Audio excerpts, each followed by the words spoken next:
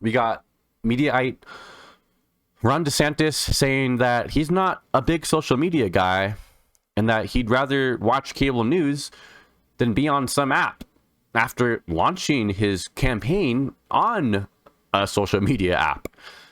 Huh? Let's go ahead and listen to this one real quick, and I'll have analysis for you guys on the other end.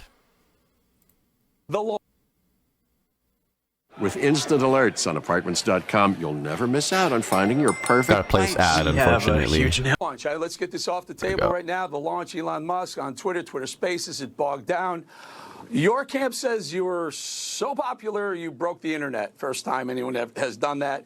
The other side says failure to launch, the memes were all over the place. Can you just tell us how that whole idea of going on Twitter first to announce your candidacy came about? Well, they were very confident that they had the ability to get a lot of people, and they were anticipating a lot of people, but there were more people that tried to sign up than even what Twitter had anticipated. I was just in a room in Florida, so I didn't really know necessarily what was going on, and so I think it had to do with Elon's account. They called an audible, and then they were able to get it. Just in a room in Florida, like, as opposed to what? Like, are you going to be outside? It done. But I think what happened with it was because Elon was involved, Twitter was involved, we got way more play about it than we would have if I just would have given a speech. And so somebody asked me earlier today, well, given that Twitter had the 20-minute delay, would you have done it differently? And I was like, well, I would have asked them to have maybe more capacity and say maybe we'll get even more people, but I would not have traded doing a speech. I think that this has been something that a lot of people are talking about, and I think that it's something that as we go forward, we need to be able to speak directly to people, and that's what we did. See, just gonna pause it here for a second. DeSantis is taking the angle of, oh, we broke it. Oh, it's a good thing we broke it because we had so many people. There's so much demand to hear my announcement that, it's a good thing that there is all these people, and it broke because there's such an overwhelming demand of people. They're waiting to hear exactly what I have to say. What I'm saying is that, if it got so much attention on Elon Musk's profile, and Elon Musk's, the first time they did it on Elon Musk's account, it's like, yeah, it got a lot of interest because how many of those people are Elon Musk fans? How many people are Elon Musk fans and they're going to tune into whatever space he does, no matter what? And then you also factor in how many of those people are there to are there out of morbid curiosity to see how much of a shit show it could be and see how deranged DeSantis truly is, and to see what hateful BS he's going to spew, and to see if he's actually going to go to battle with Trump, or if he had a direct attack to make against Trump.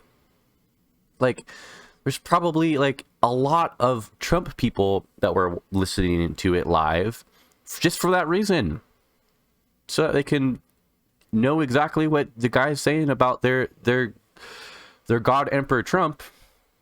I just think to assume that, okay, there's 700,000 people in the stream or whatever, and each and every one of them is there to support my campaign, and it's a good thing they were all there because they were all supporting me. It just seems like kind of a not really an honest look at who could have been part of the viewership. Well, there's another option, and this is, kind of a follow-up to that. It could have been a television announcement, and, it's noteworthy. I think Axios even said that Murdoch was ticked off, I think he said, because you did it on Twitter versus Fox first. Have you heard from Murdoch, Rupert, or the Sons? No, we didn't. But look, I get it. I mean, I understand that different folks, have views on all that stuff. But I think given what Elon and Twitter represent to conservatives, given how we've been censored, I was censored as governor with Jay Bhattacharya during COVID by Google and YouTube. So the fact that Elon bought that and has opened it up, that's been really significant, because you can't have a society in which government's colluding with these massive companies to try to stifle dissent. We saw it with the Hunter Biden video that they censored. We saw it during COVID with all the things they censored. And so I think part of it was social media. I'm actually not a big social media guy. I would rather watch you than be on some app. But it is important for a lot of people. But then just the free speech component, and how really this is an example of conservatives having a voice again and fighting back against the entrenched legacy media. So he says, I'm not a social media guy.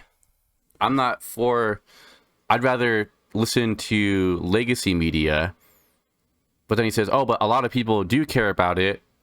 So it's like it totally blows a hole in his idea that, he's taking some principled stance against the mainstream media. He's taking some principled stance about freedom of speech being unrestricted on Twitter, and he's just a fully freedom of speech guy.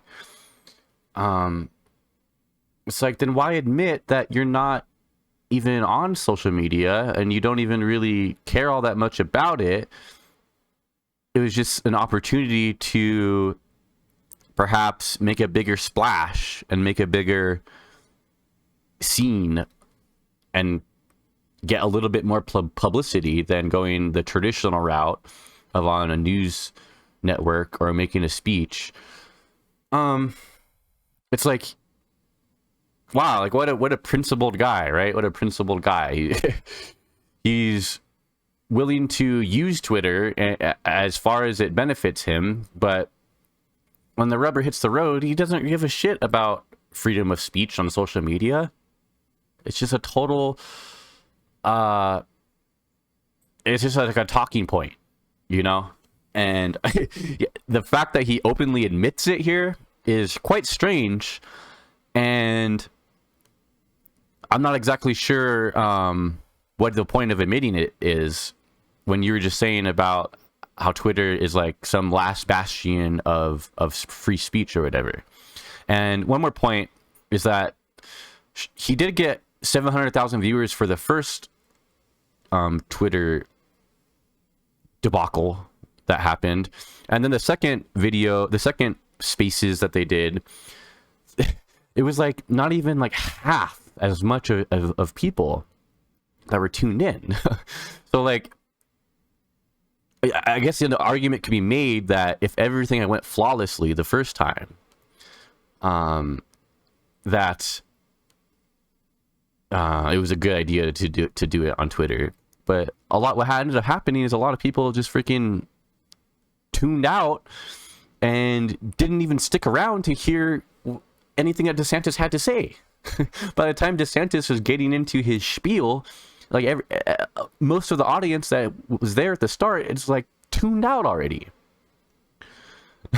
because of the technical issues. And so I'm not quite sure why he's proud of the fact that Twitter's servers took a shit all over his presidential announcement, and